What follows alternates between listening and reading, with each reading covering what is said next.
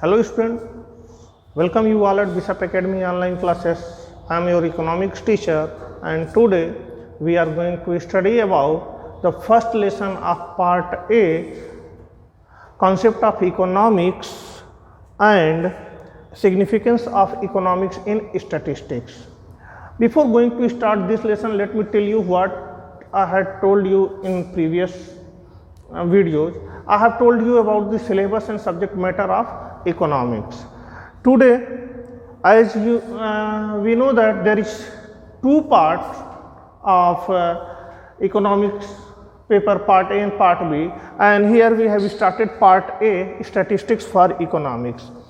In this part, this is introduction to statistics, and what we will learn here, synopsis is given here, basic terms, definition of economics we shall learn here, ordinary business of life, what is the ordinary business of life, meaning have, what is economic problem, why economic problem arises, economy and its component, factors of production, meaning of statistics, scope of statistics, importance of statistics in economics, statistics methods are no substitute for common sense. This is the subject matter, and this all we will cover in two parts. In first part economic portion and another parts in this lesson statistics portion. So let us begin. What is the basic terminology used in the economics? What is the basic terminology in the first lesson of economics? Let us see. Consumer. Students, आपको ये words जब आप economics and statistics study करेंगे तो ये कुछ जो terms हैं ये आपको बार बार सुनने को मिलेंगे. What does the terms means here we shall look. Consumer, any person who avail the services and who use the products is known as consumer. Now personal use, the last user of goods and services is called consumer. Producer, a person who sell goods and services, for example manufacturer, entrepreneur, etc. Seller, a person who sells goods and services. Here producer produce goods and services while seller sells goods and services and makes profit. Seller जो होता है वह good cell करता है और profit बनाता है, that is known as seller. An example is shopkeeper, retailer, distributor, etcetera. Saving, what is the saving? A term of part of our income which we keep aside for our future uses. तो यहां पे क्या है? Part of income which we keep aside, which is not consumed, जो हम consume नहीं करते हैं, जो हम क्या करते हैं अपने जो इनकम होता है उसका कुछ हिस्सा जो हम अलग बचा के रख लेते हैं फॉर आवर फ्यूचर नीड्स. तो इसके लिए हमारा क्या होता है? सेविंग्स होता है. Investment, investment what is investment? Investment आप सुने होंगे, अपने घर में भी सुने होंगे. इन्वेस्टमेंट है क्या? Investment is the purchase of goods that are not consumed today but are used in the future to create wealth. Investment are the things that we employ to earn income in future. With the help of that investment we are able to earn more and more income. Service holder, a person who is in job either in private or in government and to earn wages or salary. A person जो कि job में है, इधर private और government, और earn करता है, कुछ मनी अर्न करता है, वह सैलरी लेता है या वेजेस लेता है, वह सर्विस होल्डर होता है. Service provider, a person who provide services for payment. पर्सन जो सर्विस प्रोवाइड कराता है वह होता है service provider. And economic activity, economic activity है क्या? All the activities, all those activities which are performed for monetary purposes, वो सारी चीजें जो मॉनेटरी पर्पज के लिए एक्टिविटी परफॉर्म की जाती है, in terms of money perform की जाती है, वो सब इकोनॉमिक एक्टिविटीज होती है. Activities which is not performed in terms of money for the money is not called economic activities. Like example क्या है?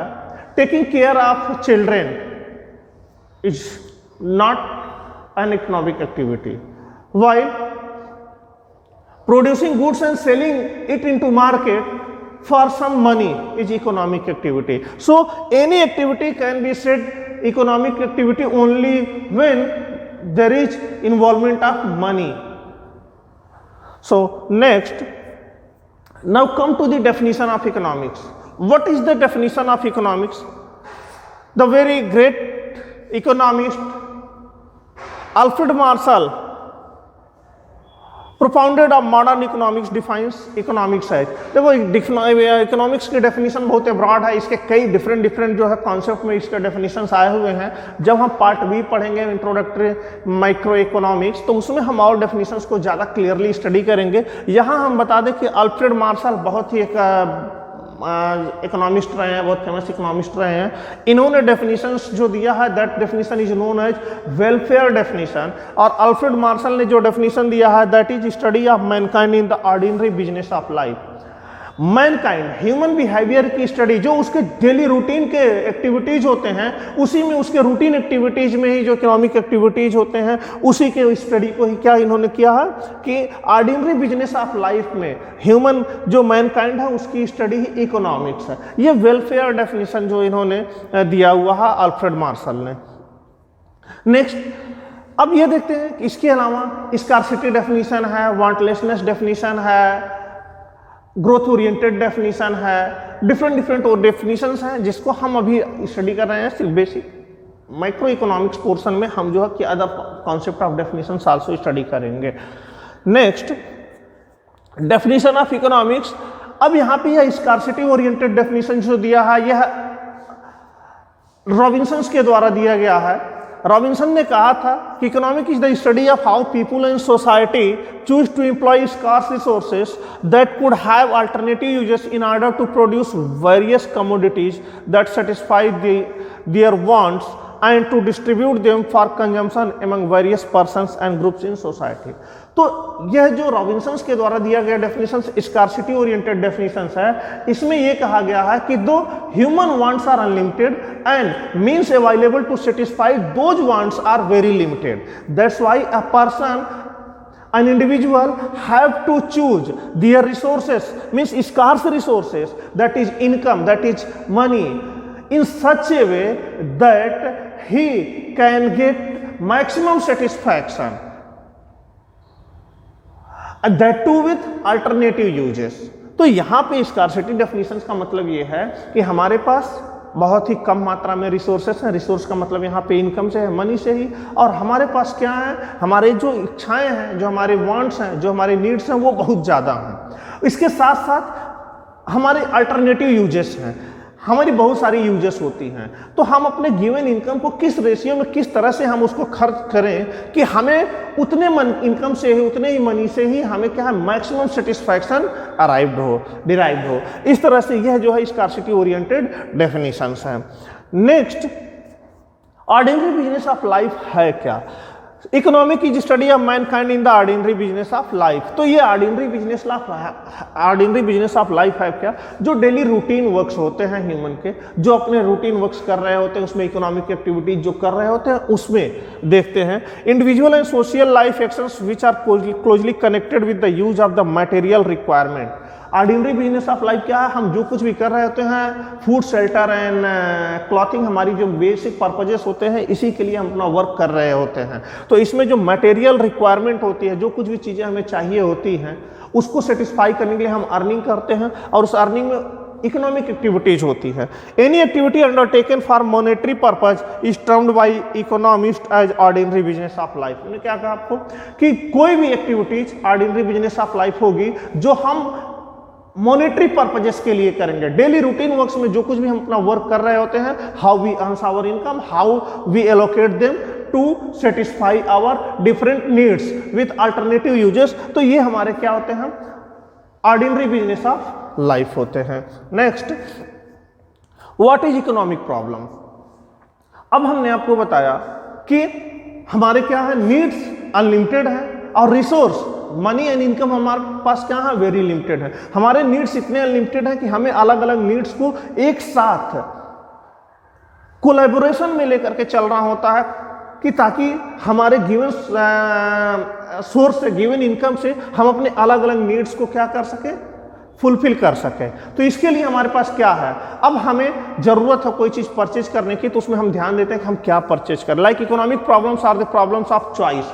अब इकोनॉमिक प्रॉब्लम्स क्या है, यहाँ पे जब हमारे पास क्या है, इनकम या मनी हमारे पास लिमिटेड है और हमारे जो नीड्स हैं, हमारी वांट्स जो डिजायर्स हैं वो अनलिमिटेड है, तो यहाँ प्रॉब्लम्स ऑफ चॉइस अराइज होता है। प्रॉब्लम्स ऑफ चॉइस क्या है कि हम अपने गिवन सेट्स ऑफ इनकम को किस तरह से एलोकेट करें कि हमारी अलग अलग जरूरतें पूरी हो सकें। Are of allocating scarce resources to other uses due to scarcity of resources. Means हमने कहा कि आपको अपने जो लिमिटेड सोर्स हैं, लिमिटेड सोर्स में रिसोर्स क्या है, इनकम, मनी, इसको इस तरह से एलोकेट करें अलग अलग नीड्स को पूरा करने के लिए कि हमें मैक्सिमम सेटिस्फैक्शंस क्या हो, डिराइव्ड हो। These resources have alternative uses. Resources alternative, हमारे पास अगर 100 रुपीज़ ही है तो हमें 100 रुपीज़ में हमें अपने फूड को भी परचेज करना है, हमें अपने क्लॉथिंग को भी परचेज करना है। तो यही अल्टरनेटिव यूजेस हैं कि हम अपने 100 रुपीज़ को किस तरह से एलोकेट करें कि हमारी फूडिंग और क्लॉथिंग दोनों नेसेसिटी क्या हो, पूरी हो सके।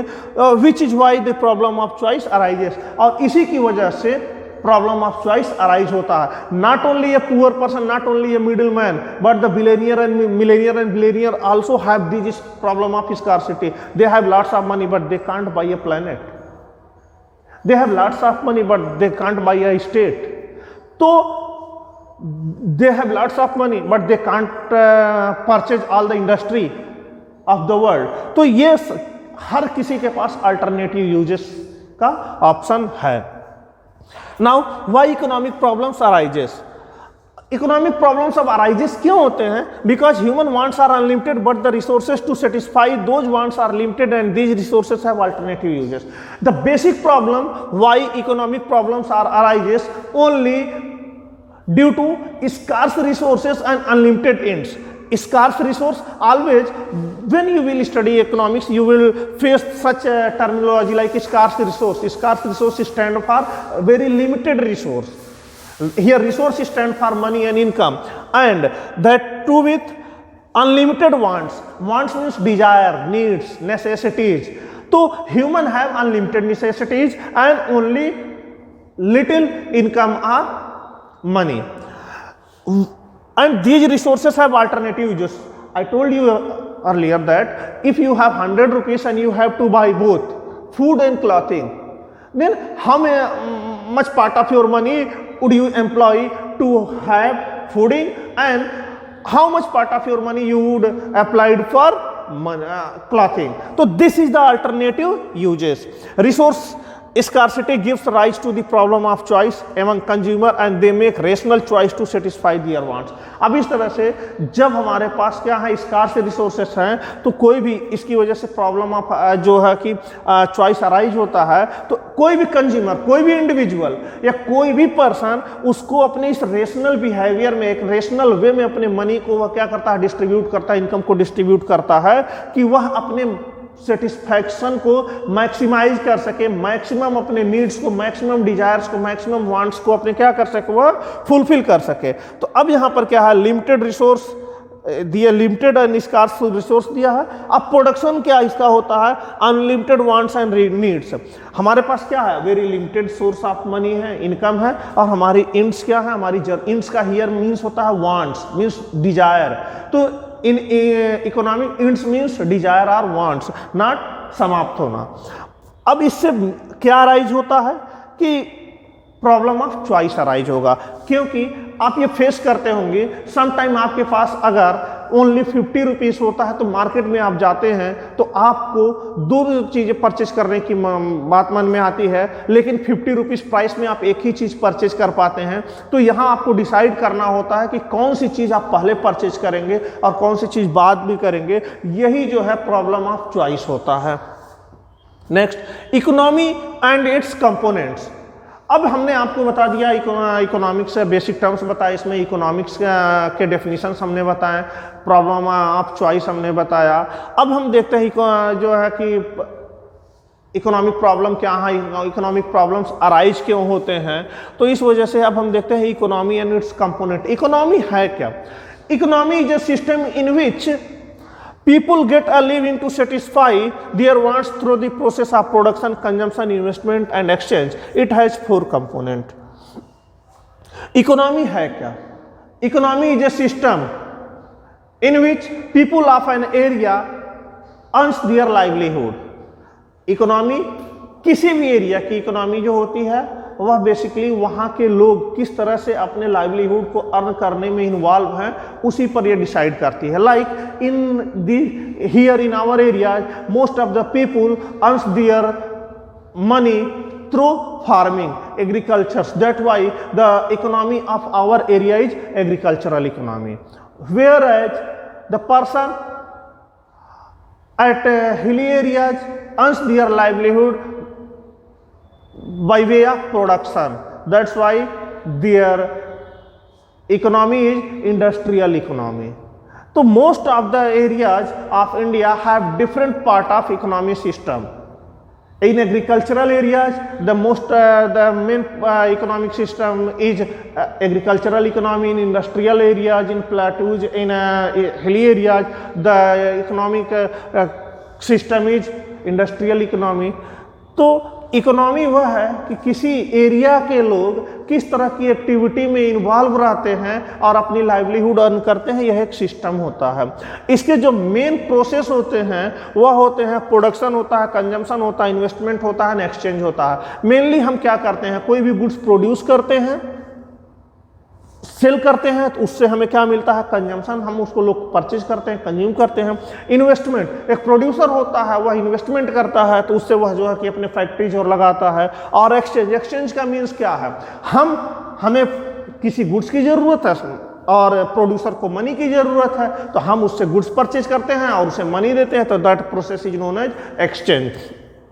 अब एक्सचेंज का अब इकोनॉमी का जो मेन कॉन्सेप्ट होता है production, it is defined as creation of utility.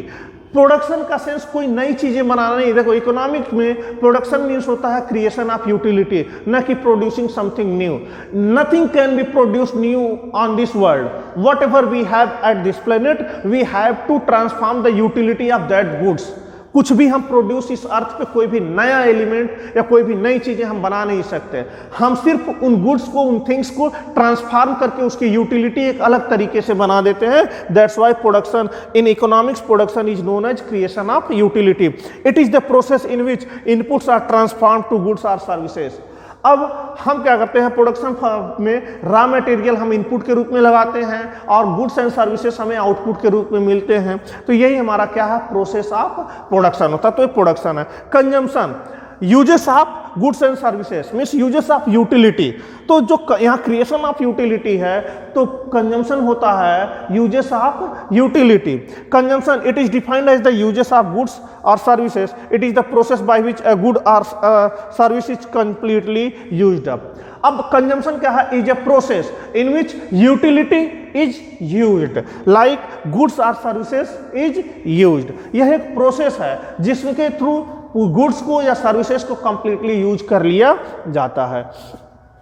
Investment, investment क्या है, it is a part of production which is committed for future income.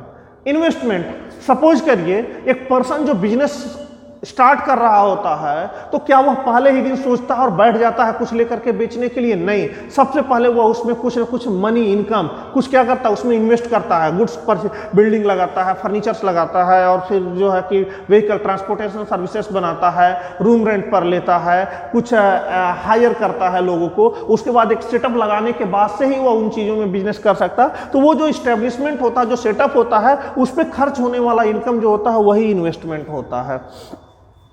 Distribution, it is a part of production which explain how the national income is distributed among different factors of production. अब distribution यहाँ का sense क्या है कि जो कुछ भी income हमें क्या है कि गुड्स के प्रोड्यूस करने से और गुड्स के सेल करने से जो कुछ भी इनकम हमें डिराइव्ड होता है उसका डिस्ट्रीब्यूशन हम किसको क्या करते हैं. डिस्ट्रीब्यूशन का सेंस क्या है, अगर हमने कैपिटल लिया है तो उस पर हम इंटरेस्ट देंगे, इन्वेस्टमेंट किया है तो हम उस पर जो है कि हमें मिलेगा।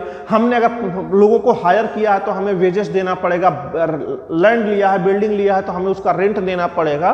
तो जो इनकम अराइज होती है इकोनॉमिक एक्टिविटी से, उस इनकम को डिफरेंट लोगों में, जिन लोगों ने भी उसमें अपना पार्टिसिपेशन किया, जिन लोगों ने भी उसमें अपना जो है इन्वॉल्वमेंट दिया है, पार्ट रहे हैं, उन सबको उनके शेयर का पैसा क्या, उनके हिस्से का डिस्ट्रीब्यूट करना ही क्या होता है, डिस्ट्रीब्यूशन कहलाता है। Here distribution stand for the distribution of income all those people who are involved in economic activities are having the particular economic activities। तो ये क्या है, इकोनॉमी एंड इट्स कंपोनेंट रहे हैं। नेक्स्ट देखते हैं factors of production.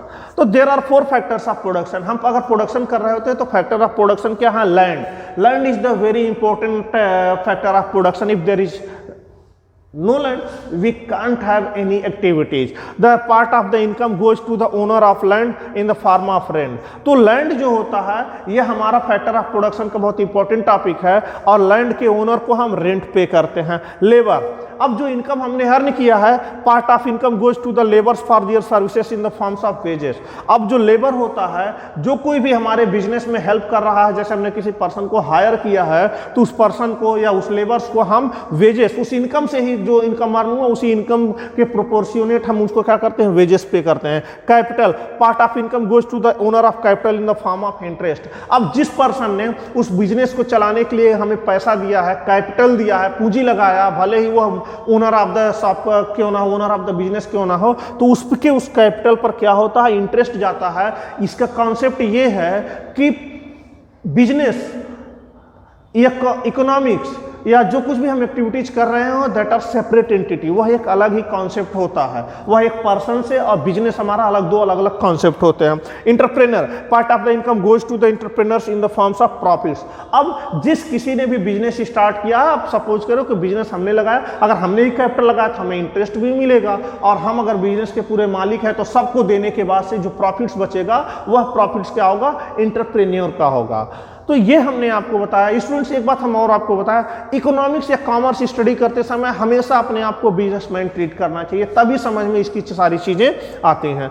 Next, thank you for watching. अब इसके जो पार्ट्स बचे हुए हैं इसके हम जो है कंप्लीट करेंगे सेकेंड पार्ट में, जिसमें हम स्टैटिस्टिक्स के बारे में स्टडी करेंगे। So thank you for watching.